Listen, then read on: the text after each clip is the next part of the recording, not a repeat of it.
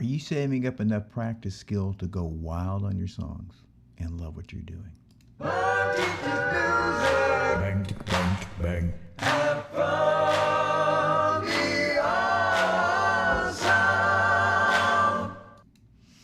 Well, I hope that wasn't too loud, but to me, on my little screens there, that looked like the right volume. So I'm Mark Black, and this is my channel, Mark Teaches Music, and this is our weekly Q&A to play and sing, and this is number 86. So this is all about, and you should be chatting about all to getting you to be able to play and sing well. That's it. And doing the music you love, and building technique and learning how to improvise and how to work in a worship band or to lead bands or groups or play in them. And so all your questions you should put in the chat right now, and we shall chat. And we're talking about any style for any level, and you know, that could be for any instrument. You know, the piano, brass. You know, I'm not going to pick up my trumpet and play it amazingly for you, but the concepts and most of these things we're talking about are just like that. Hey, TDB. You know, so Latin, you know, styles, you know, rock, acoustic rock, yodeling, issues with solo performance, being stage fright, you know, having stage fright. So I want to help fix the things that are holding you back. And so bring all those questions, put them in the chat, and I shall answer them, and we'll learn amazing things.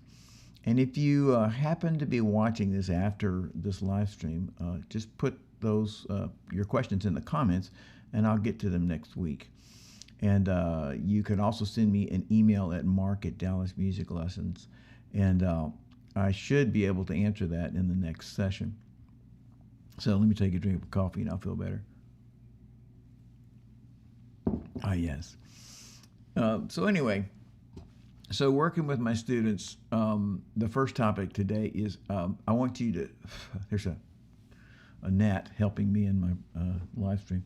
So, the first topic is seeing practice. I want you to see your practice as a football game, and or a baseball game or soccer game or whatever. And the idea is that you know, a football team doesn't, the coach doesn't say, hey guys, y'all just go out there and play football. You know, it's time for practice, you know, 2-a-days, you know, whatever. And you don't work on running, you don't work on tackling, you don't work on passing, you don't work on blocking. No, he just says, y'all go play football. And you know, next day, y'all go play football. And next day, y'all go play football. He doesn't do that.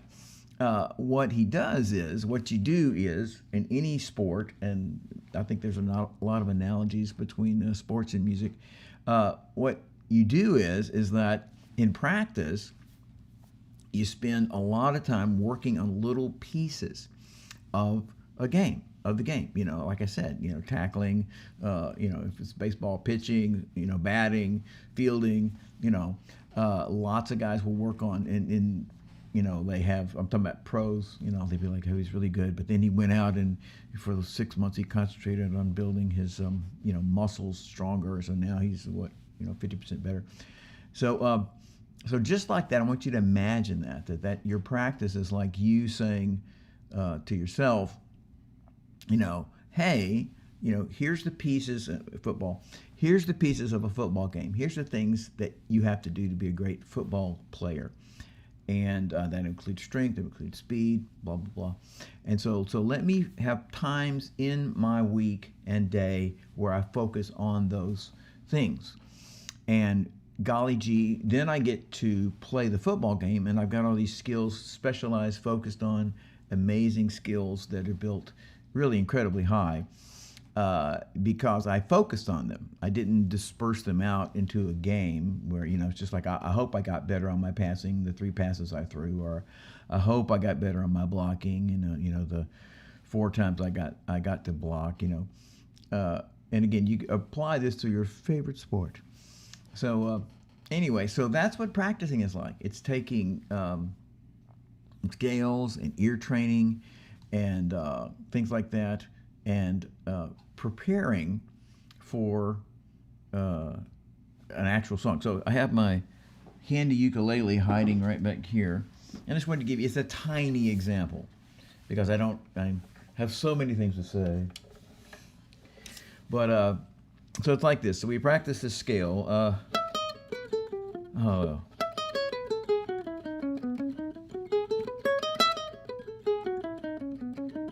You know,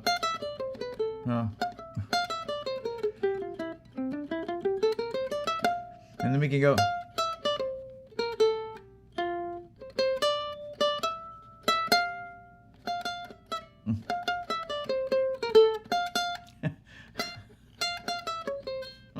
Well, I wish I could take that all back, and now my straps come off telling me it's time to quit. Anyway, the point is, playing this scale on this ukulele, the scale enables me to play songs, and that's what we're doing when we practice our chords, we hit high notes, we do exercises with our voice to hit higher and higher notes, is that we're focusing on issues and then turning them into a real song. I wish that hadn't fallen off.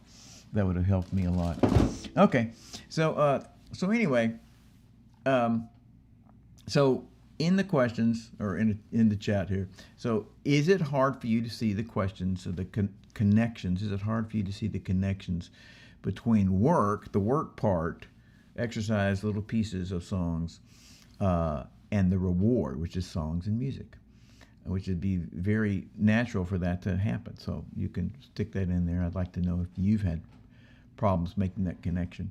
So anyway, so when it's hard for you to work on ear training or scales or rhythm, the pieces, and it gets very laborious, and they're not exciting because they're not a song. Here's a song with everything to do.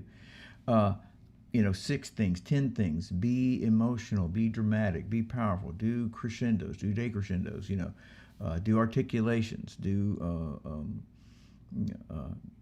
play skillfully, play visibly, accurately, powerfully. So all these little pieces, and in a song we combine them all together, and so it's fun and exciting. But in exercises we're taking little parts of them, and it's dry. So when it's hard to work on ear training or scales and things like that, think about what you're saving up for, what you're building towards. That is, you're building towards making a wonderful song that you love. So to sum that up, practice is where you build the cash, save the dough for the song, which is when you get to spend it. So you're practicing building these skills, and then you make a wonderful song, and you get to use all that skill.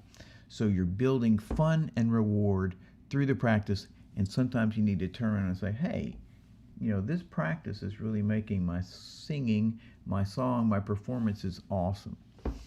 So shoot me a question in there or just confirm that. Okay, so now the second topic with students today or this week is the many keys to becoming great at your music. And so you see all these posts all the time, including my own posts, that say stuff like, 2 keys to this, and, the one magic trick that, or this one weird, habit, does this. And so, in reality, everybody who's saying that, including myself, knows that there's not just one key to musical success, or playing faster, or developing ear, and there's not just one weird trick or 7 weird tricks. There's several keys. Every area of music has several to many keys, essential ingredients to make that area work. Again, if it's playing by ear, or reading notes well, or being convincing when you perform, there are many things, anywhere from 4 things to 40 things, that would cause that area, whatever that area happens to be a success. And so, that thing is in my way. So, for example, to succeed in just practicing. Now, by practicing, I don't mean the part where you're working, where you're performing a song, and you should practice performing a song every day. I'm not talking about that, but when you're working on a song, or you're doing your exercises, but let's just say you're working on a song. So here's your song. Here's your whole practice where you're doing exercises and things. Here's the part you're working on your song. And here in that part that you're working on the song, you're now practicing, this part and this part and this part. They don't sound great. So this is an example of how many keys there would be in this one little area of just how to practice. So for example, to succeed in that, one key is that you should slow your practice speed down to a speed that you can actually play accurately. Not which that ukulele was pretty good before. It was, perfect before. But anyway, so you would, whatever your work, key one would be whatever you're working on in a practice that is not a performance, but a practice working on perfecting this section. So you've got to slow it down enough that you can play it very well, very accurately. A second key would be breaking. You got a whole song, and again, this is this work. Here's the song part, include performing, but now we're on the working on details. And so you've got to break that song into these 6 areas or these 10 areas or these 2 places I can't really play well.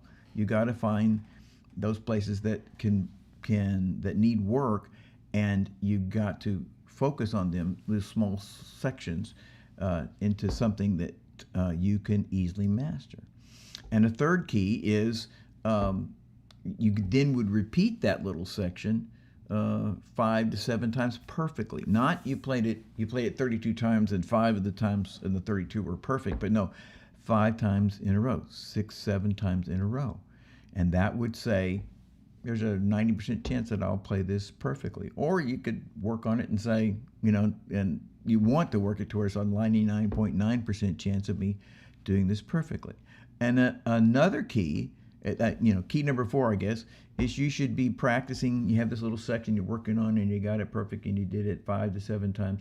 You need to be practicing getting into that section that's difficult and then out of that section that's difficult. So, another key would be don't just do the practice the difficult part and you got it right, but you got to start before and get to the end, in and out of it, still perfectly. And another one is you've got to learn to play the entire piece without stopping.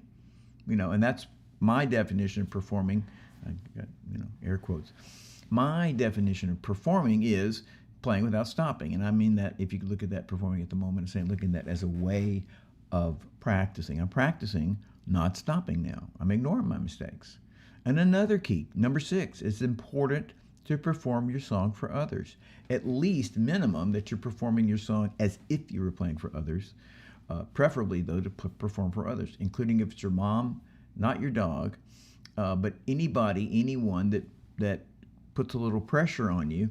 And the point is to master playing under pressure. And this makes your songs, if you do this, key number 6, is it makes your songs sound like your musical idols. They don't sound hesitant. They don't sound like, there's a problem or this is the hard part or anything like that. They sound like, this is the real thing. And if you watch any of these guys that you love, including, my favorite guys, you'll see them, not frequently, but you'll see them make mistakes. And you know what they do? They just keep on going. And you can't even tell they're making a mistake. So, and then, that was 6 keys like that about practicing. And then, just not even to get into them, there's like learning to add visual aspects of your performance, learning to add articulations and dynamics. In other words, there could be a lot of things on this list of how to, learn to practice well. These 2 things to practice great, No, it's a bunch of things. So you're not looking for a magic pill in your practice, like a single thing or 2 things. You're looking for a body of habits and information that will change you over time, that you become, it's just fascinating as a person grows. Well, let me come to that in a second. So here's a question. How many times have you watched, read, listened to, tried out the 2 keys, the 1 trick, the 5 steps, to whatever, master music, and it didn't do much? So, put that, answer that question for me in the chat, or the comments, How many times have you tried these things and they didn't seem to work quite like you thought they would? So, so like I said, you're not looking for a magic pill. You're looking for a group of things that change you. And it's fascinating as you become better. Last week we talked about active listening, or it might have been 2 weeks ago. Anyway, the point is you listen closely to a song, you're getting a lot of details, but when you come back to that song 2 weeks later, 2 months later, 2 years later, you're a better musician, and you notice all kind of things you never learned before, didn't even notice them before, didn't even know they existed before. So, so just to repeat that list, just for being helpful here about practicing, and this is, 6 things out of, you could probably have 15 things. When you practice, you need to be slow enough to be accurate. You need to break the problems, the song, and the problems in the song into small sections you can work on and master. You need to repeat those problem areas 3 to 5 times perfectly in a row, not occasionally. And I got to check this message. It's probably from, there we go. Okay, so then you need to practice getting in and out of those sections. That was number 4. And you need to practice playing the whole piece without stopping and allowing some mistakes. In that you need to perform for others and learn to play under pressure. But the point is the visual. The point is not playing under pressure makes you make the song a song. And then I said some things about visual aspects, about working in dynamics and articulations and things like that. So there's not just one key to musical success, or playing faster, or developing your ear, or being a great performer. There's lots of things, dozens of things that add up to you becoming a great player or singer, and I really believe that you can do that. So one more time, that question I asked, and I'm asking again, is like, how many times have you tried, watch the video, could be one of my videos, these 2 weird tricks, or 5 steps, and it didn't do too much. So I'd love to know that. And so anyway, just to make a summary, you're not looking for a magic pill. You're looking for a body of habits that changes you over time. So you're not the same. And if you look, you'll find many, many different things that can really help you in that effort. Lots of different, and they become a part of you. Okay, now let's see, that didn't do that. There we go. All right, so this is the part of the time where I tell you need to like, you need to subscribe, you need to share. And that's those buttons on the bottom somewhere down there. Find them. And you can take online lessons with me or in-studio lessons if you're in the Dallas area at mark@dallasmusiclessons.com. Or you can go to Dallas Music, you can go to markteachesmusic.com and you can check up on me and see, what you think and that kind of stuff. And just to mention, last week we talked about how to choose and craft music that balances popular appeal with depth. And we talked about Bach and how he had to do that. We talked about Herbie Hancock, him making this decision, I'm going to have to change my band because I want to reach people. And we talked about Bugs Bunny, how that Bugs Bunny reaches kids and it reaches adults.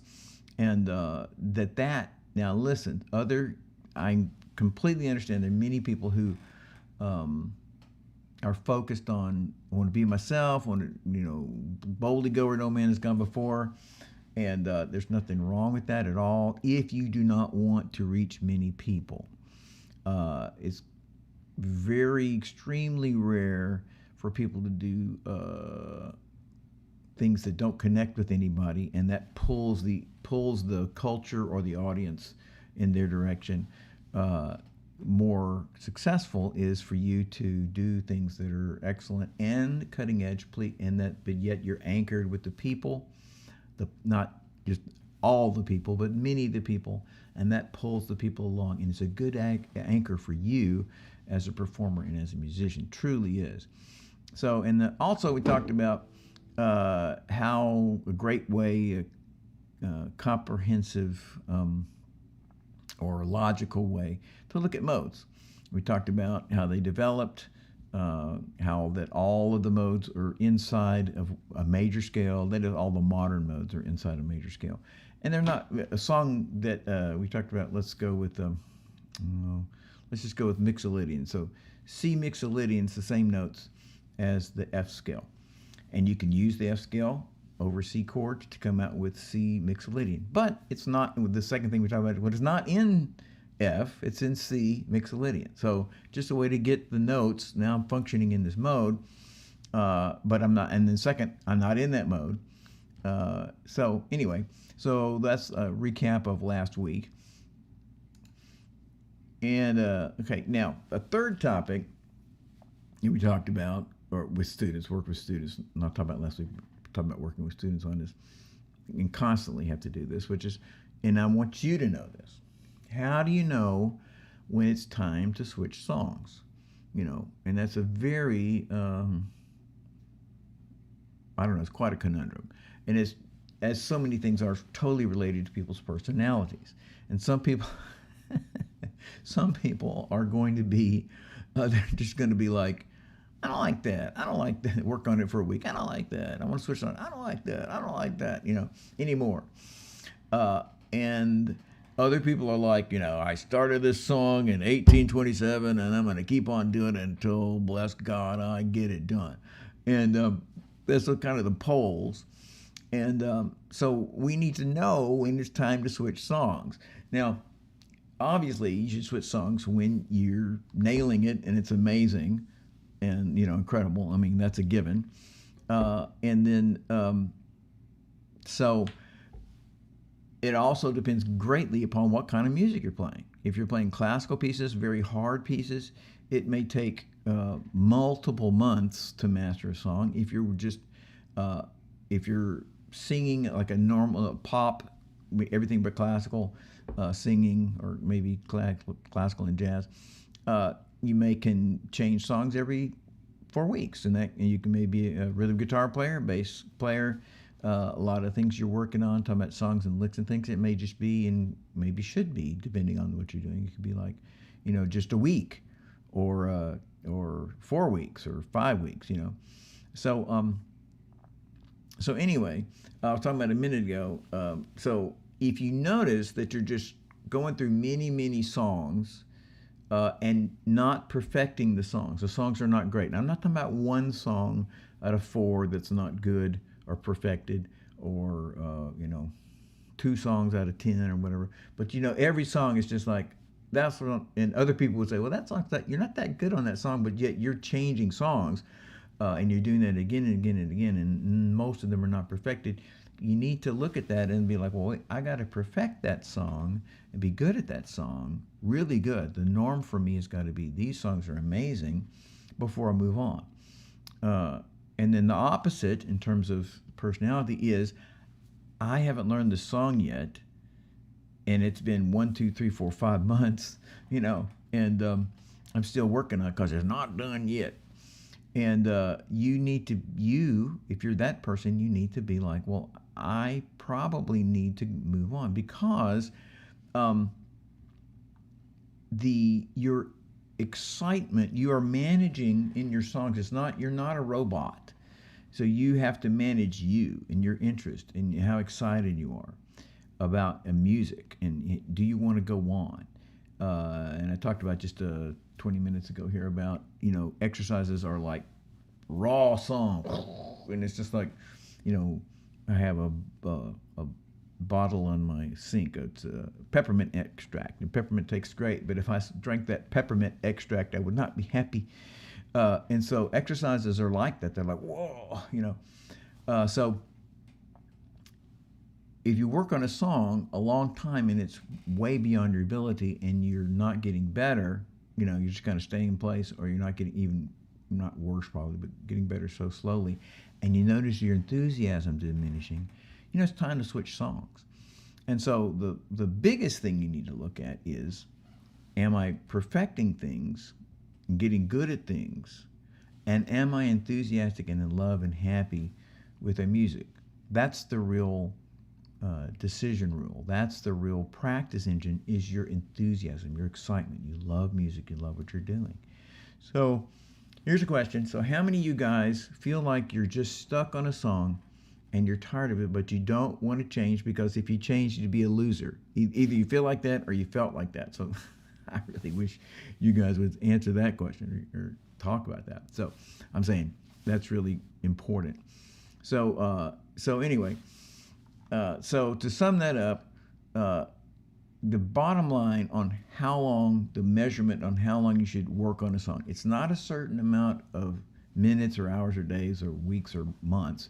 And just to say, on an epic song, some high point of, I think I've said last week, for the oboe, for example, a real crucial piece would be Le Tombeau de Couperon, like this long mini part orchestral piece, and it's like, oh, it's so hard. And it, like a guitarist could play, can I play Eruption? A classical guitarist would say, okay, can I play The Girl with the Flaxen Hair, arranged by Parkening? Epic pieces, you may work on them for multiple months and even years until you feel like they're really amazing, again, compared with your skill level. So anyway, the main issue in all of it is to watch your enthusiasm. Am I excited? And do you have plenty of songs that you're doing well? So if accuracy is rising, but enthusiasm is falling, it's time to change songs. But if both your accuracy and skill and your enthusiasm are growing, then you're on the right track. All right. So now I think I'm going to do the last one. And so just to repeat, I asked a question, how many of you guys feel like you're just stuck on a song and tired of it, but you don't want to change because you'd be a loser? So you can say, I felt like that before. All right, and this last topic is transposing instruments. And depending on the instrument, of course, depending on the instrument, plenty of my students have transposing instruments, and plenty of them don't. So a transposing instrument, do you know what that means? That's my question for now today is, do you even know what that means to have a transposing instrument, or what a transposing instrument means? And what that means is a non-transposing instrument is an instrument that when you play a C is what comes out.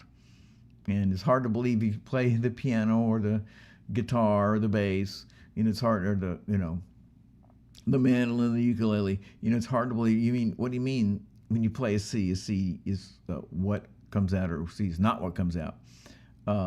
So when you play a C chord on the guitar or the C note on the piano, what comes out is the key of C, is a note, not the key of C, but a C, an actual C.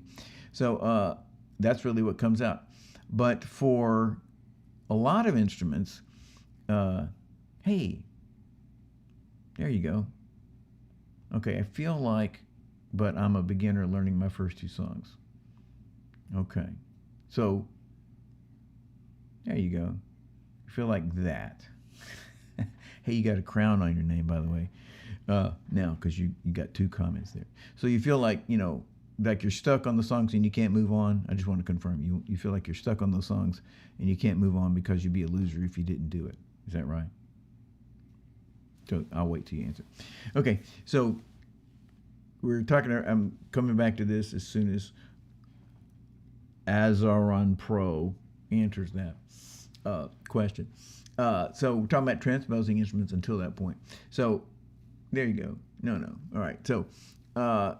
So all instruments, every instrument is written, so the easiest part on that instrument, the easiest notes, the basic notes or basal notes, we could say it, are in the key of C. So on a bassoon, but that's not transposing. Let's pick a trumpet. The C scale is the basic scale. On a E flat alto saxophone, the C scale is the basic scale. For the F French horn, yeah, exactly that. Okay, let me answer this question about feeling stuck. So the deal is, this is your first two songs. It's your first two songs. You have to kind of measure. You're growing, right? And you can't play squat, right? It's hard to play anything. So probably in this case, the very beginning, first couple of songs, you might want to give those songs, let's say a month, and you might tell me what your instrument is and how long, what you're playing. So, for example, a flautist playing a flute piece may take longer on playing a little classical piece than a rhythm guitar player strumming a song, because those chords in song A would transfer right over to song B, almost most of those chords. So that'd be a good thing to say too, if you can answer that. And I'm going to come back to you whether I get that or not. So anyway, every instrument, whatever key is, when the French horn is playing, the F horn is playing, he plays a C, that's his home base to him. Every instrument is made, I'm talking about the music is written to say, I'm in the key of C to that instrument. So that makes them all easier to learn. So, but back in the day, as in, 300, 400, 500 years ago, there's a whole bunch of different things going on. But one of the things is that those instruments they were hard to make. Like all the brass could only play a few notes, and you would literally have a bag of Crooks curves, and you'd pull out your basically like the brass would be ba ba ba ba ba ba ba ba ba, and so that's why you have all these fanfares like in older music, because that's all that instrument could play. And you'd pull out a curved piece of pipe, pull out the one you got and put it in, and now boy, you got your trumpets now in C.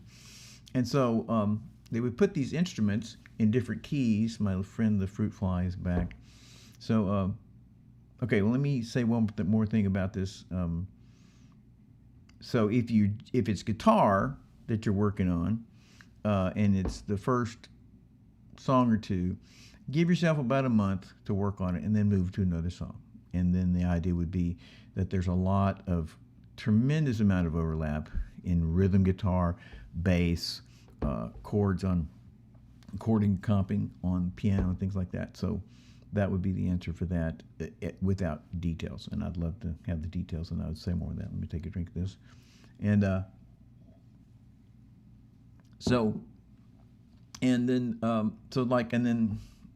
different sizes of instruments sound differently.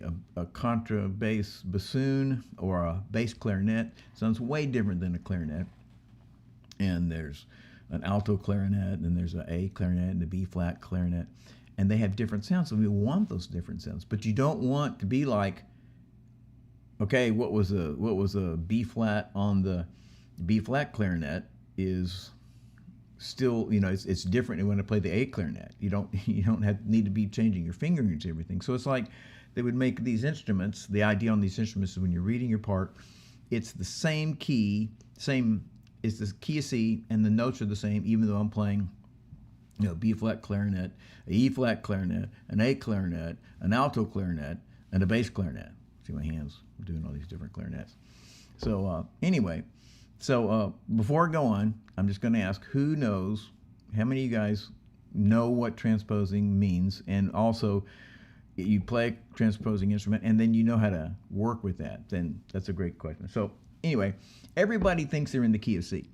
And so the note that comes out of the instrument, I'm just repeating, is the note that comes out of the instrument that they are playing a C, play a C. But the name of the instrument, a B flat clarinet, an E flat alto saxophone, a B flat trumpet, E flat saxophone, F horn, many instruments transpose. The name of that, E flat saxophone, means when it plays a C, an E flat comes out. A B flat tenor saxophone means when it plays a C, a B flat comes out. So the name is the key of being able to play in that. So let's see here. I'm going to take a drink of this because I got to play an instrument. So I think this is on. So I'm going to reach over here and play a C. Here's a non-transposing instrument, piano. I'm playing a C's coming out. Here's a flute. Magic flute just came out. I'm playing a C. I think it's a C. I think it's a C. A C came out. Golly gee, it's a non-transposing instrument. I'm not going to grab a guitar over here because it's take too much long to do it. So a non-transposing instrument is in the key of C. It's called a C flute. And there's alto flutes, other instrumentation permutations of the flutes. So, but when you pick up, let's pick up this alto saxophone here. With this alto saxophone, hope this reed stayed wet. I'm playing a C. Remember we heard bop, bop, bop, that was our C, that is C. So we here I'm playing a C. I'm fingering a C. Gotta play it soft. That wasn't a C, the pitch C, but I think it's a C as a saxophone player. I got this one finger to make this C.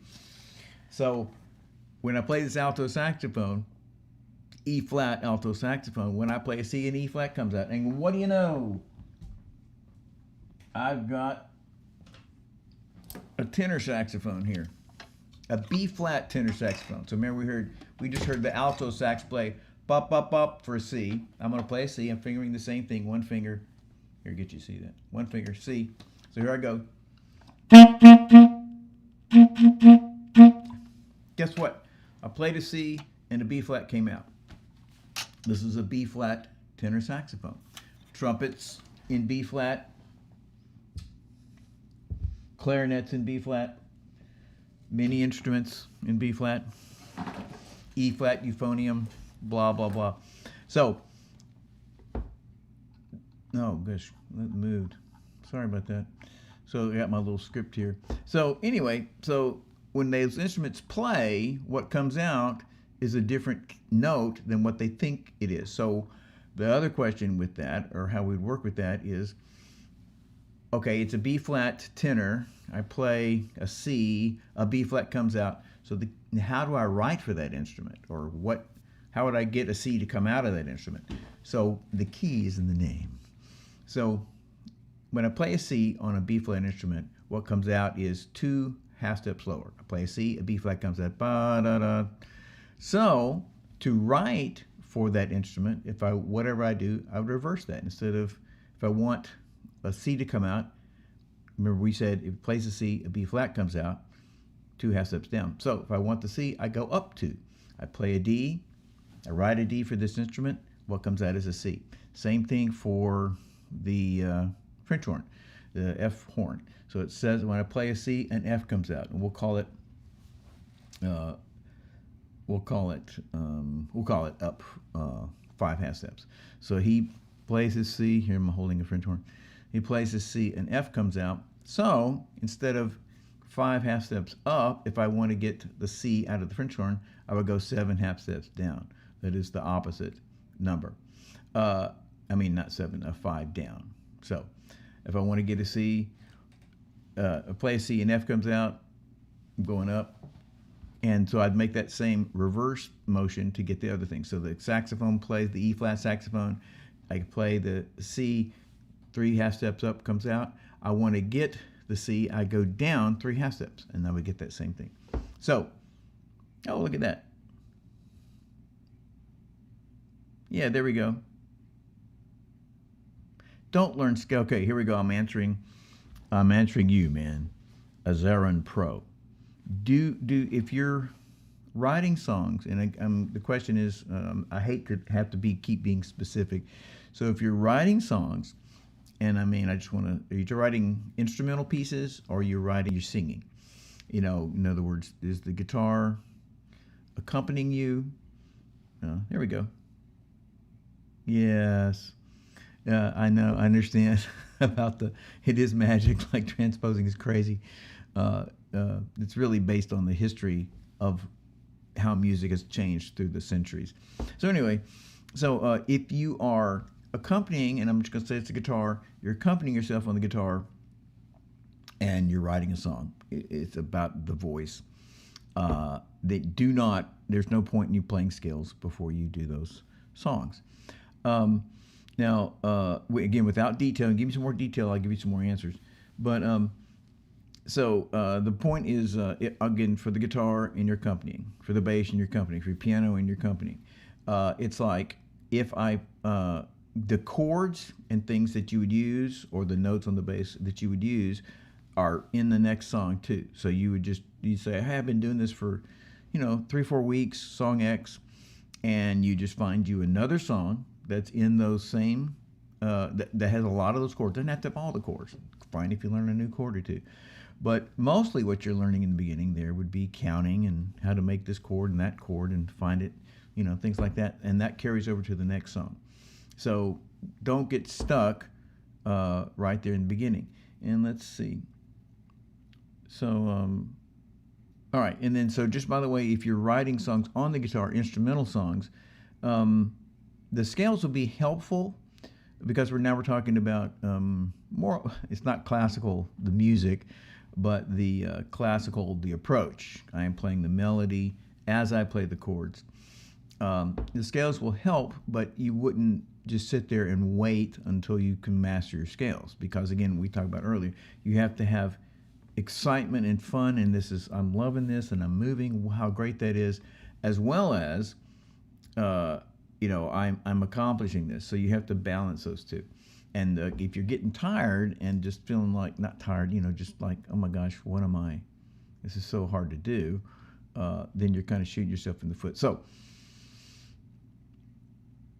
the name of the instrument, F French horn, tells you exactly what comes out when that instrument is played. And to write for that instrument, you just reverse the process. So the French horn, C, just as an example, French horn, F horn, he plays a C and F comes out. We'll call it 5 half steps up. So if I want that note C to come out, I reverse it and I go 5 half steps down and get that same note. Okay, here we go. Let's see.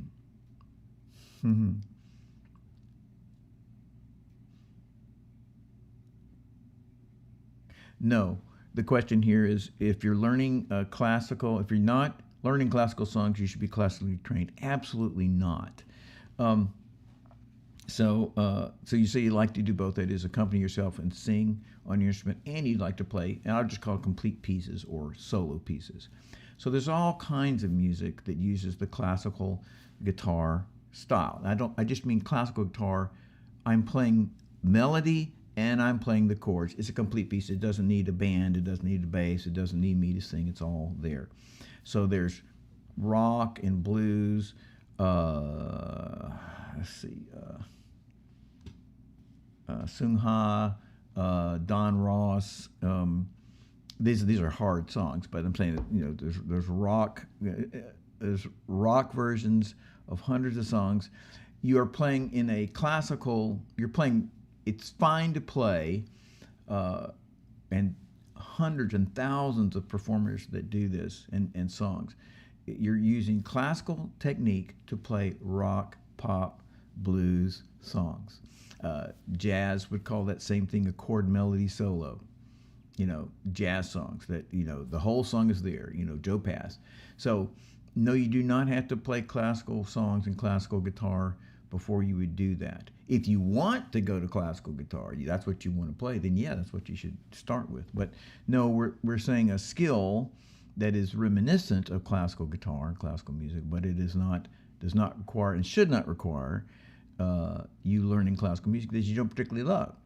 You just want the skills. And just as an example, when I teach people how to play, I am thinking of their playing like, I don't want to put barriers. So I'm saying I want to teach them good skill, good technique, so that if they decided to go harder, more complicated stuff, they're equipped for it, even though they're not necessarily doing it. I'm saying that's what your approach to yourself is like, well, this is, you're not putting barriers in your way, but not starting with the hardest thing. I mean, like one time in your life, you may have to go, you may end up with going,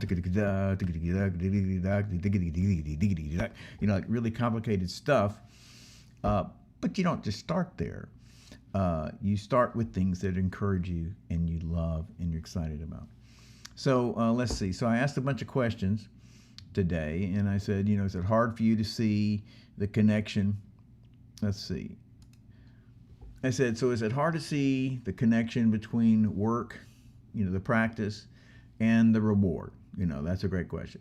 And then I said, how many times have you watched and listened to, this is the key, this is the thing, and it wasn't that, and didn't do that much.